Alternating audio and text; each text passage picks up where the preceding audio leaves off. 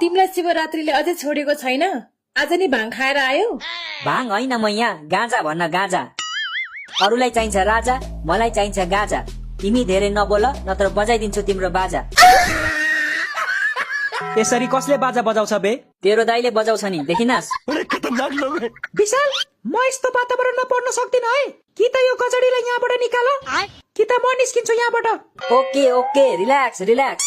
यदि मैले गर्दा तिमीलाई साँच्चीकै डिस्टर्ब भएको भने ठिक छ नि त, म यहीँ बस्छु, तिमी जाऊ न त निस्केर। ओइ, त चुप लागेर बस्ने कि नबस्ने भन् त? म मूर्ति हो र चुप लागेर बस्नु?